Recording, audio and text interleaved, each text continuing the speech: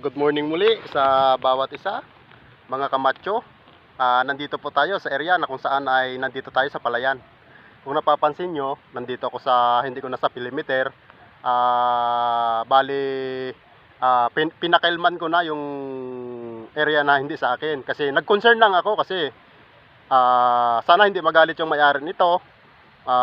Sana alam ko ikakatawan nyo kasi sa hirap ng tubig ngayon ay yung sa akin ay ibinahagi sa inyo yung sobra kong tubig. Ayan, nandito tayo sa area na kung saan ay pinadaloy natin yung tubig dito sa kabila. Nasa ganun ay matuwa siya at makapag-abono sila ng pangalawang abono. Ayan bitak na bitak yan, pinatubigan ko para nang sa ganun ay magulat at matuwa naman yung may-ari. Sana hindi siya magalit kasi pinakalman ko yung perimeter niya. Pinakalman ko naman sa kabutihan sa pamamagitan ng paglalagay ng tubig.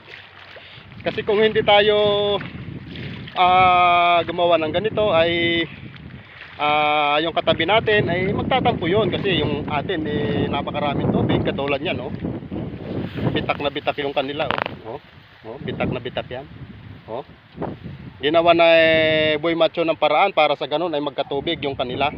Hindi ko muna isasara to, siguro mamayang hapon ko isasara gawa ng mag-aalagay kami ng abono. Baka mag-apaw yung kanal ay mawawasing yung paglalagay ko ng abono. Nakakatuwa ng puso at nakakataba ng puso gawa ng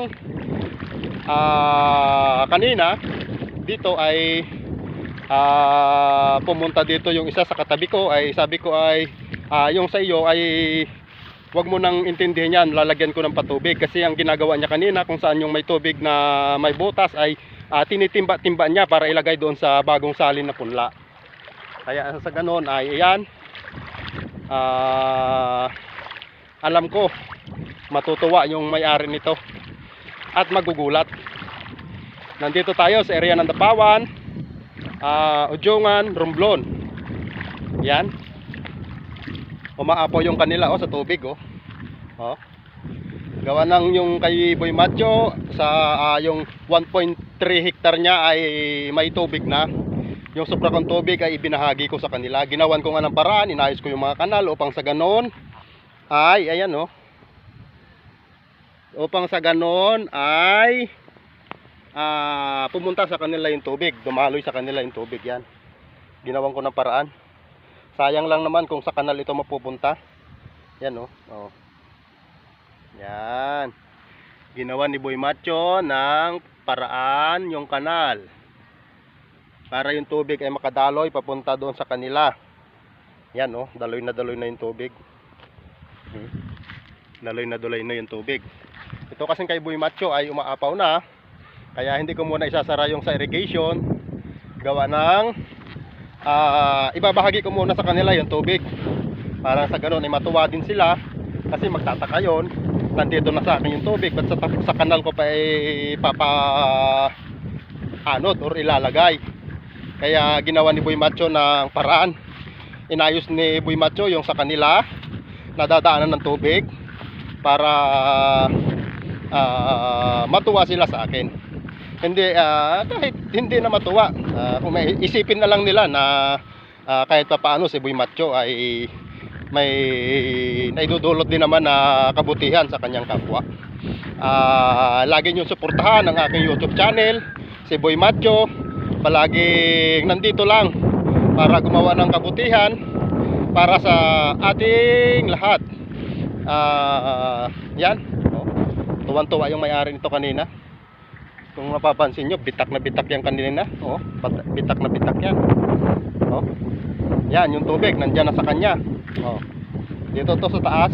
Yan. Bali dalawa yung binahagian ko ng tubig para kahit papaano yung mga katabi ko ay matuwa sa akin. Yan. Dalawa, bagos yung doon sa gitna. Pag napuno na yung nandoon sa dulo, ay ilalagay ni Boy Macho dito sa gitna. Para sa kanila na naman natin papadalawin. Para sa ganun ay matuwa sila. Ito ang perimeter ni Boy Macho, 1.3 hectare. Maglalagay tayo ng pangalawang abono. Pagkatapos nito ay pupunta ako sa bilihan ng abono para sa ganun ay makapagbili na ako at makapag-apply na ng abono para kahit yung papaano yung tubig sa kanila habang nasa kanila yung tubig, pag puno na yung kanila at after 2 days ay pwede ko na naman patubigan tong sa akin. Yun ang kagandahan noon. Yun lang, at lagi niyong suportahan si Boy Macho sa kanyang YouTube channel. Sa muli, good morning, at paki-share, paki-like, paki-subscribe ang aking YouTube channel, si Boy Macho. Salamat. Yan, yung perimeter ko.